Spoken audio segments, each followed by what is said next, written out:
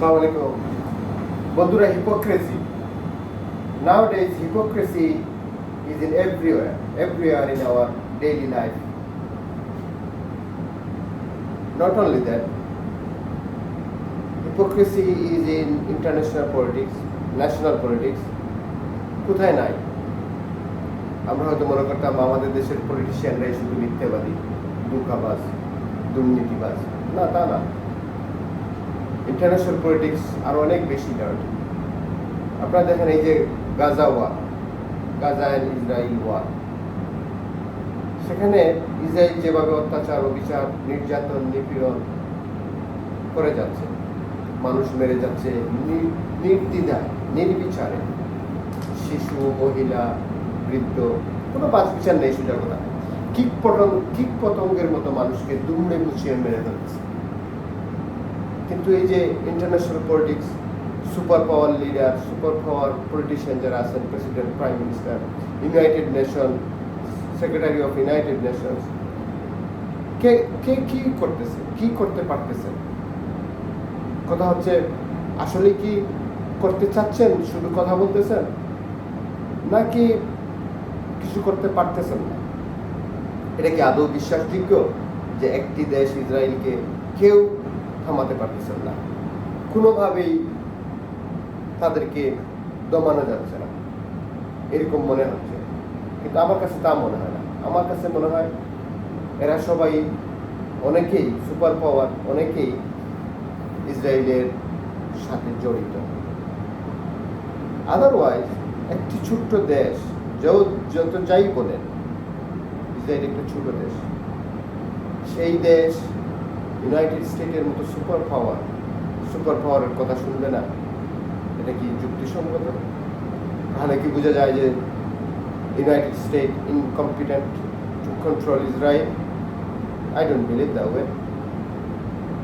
অথবা আরেকটা হইতে পারে যে ওনারা ইসরায়েলের সাথে জড়িত, যে ঠিক আছে, আমরা যাই বলি, তোমরা তোমাদের কাজ করো, তোমরা সাফ করে ফেলো, তোমরা ভিতরে ঢুকে যাও। প্রথমে দেখেন ইসরায়েল বলছে আমরা নর্থে আসবো, সব মানুষকে লিফলেট দিয়ে, প্লেন থেকে লিফলেট ছুটে এদেরকে সাউথের দিকে যাইতে বলছে, নর্থ খালি করতে বলছে।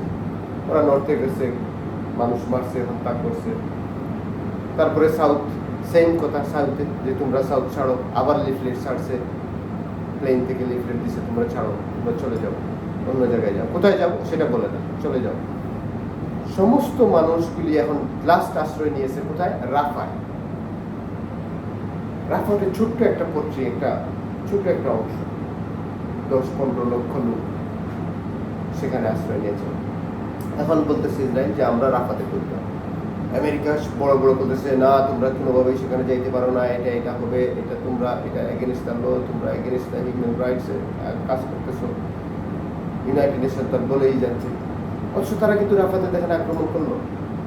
প্রেসিডেন্ট বাইডেন বললেন যে তোমাদের যে অস্ত্রের যে ডেলিভারি সেটা আমরা আটকে দেবো।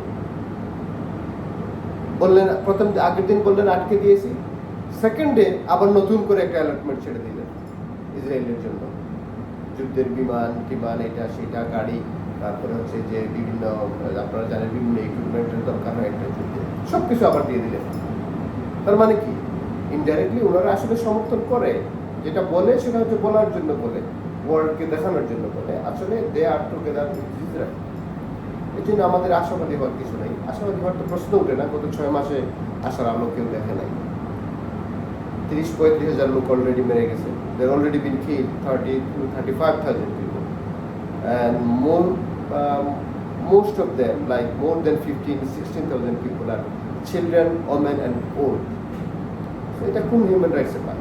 তারপরে দেখেন ইউনাইটেড নেশনে যতগুলি রেজলিউশন ইসরায়েলের এগেনস্টে আসছে, প্রত্যেকটিতে একমাত্র আমেরিকা স্ট্রংলি বেটু দিয়ে সেগুলি আটকে দিয়েছে। অথচ মুখে তারা বলতেছে আমরা ডুয়েল স্টেট চাই, আমরা দুনো জাতিকে পাশাপাশি বসবাস করতে দেখতে চাই, আমরা শান্তি চাই, আমরা এটা চাই, সেটা চাই। আসলে সব বকওয়াস, অ্যাবসার্ড, খুবই দুঃখজনক, হতাশাজনক। এই জন্য বললাম hypocrisy is everywhere. So mind it guys, and don't get fooled by some people, some YouTuber, those who say, ও আজকে হামাস এই করে ফেলছে, আজকে হামাস এটা উড়িয়ে দিয়েছে, হিজবুল্লাহ বিমান উড়িয়ে দিয়েছে, সম্পূর্ণ ফাউল ফাউল কথাবার্তা। এগুলি জাস্ট বলে ভিউয়ের জন্য, আপনাদের অ্যাট্রাকশন, আপনাদেরকে অ্যাট্রাক্ট করার জন্য তাদের ভিডিওস। আসলে এইসব কথার কোনো মানে নেই।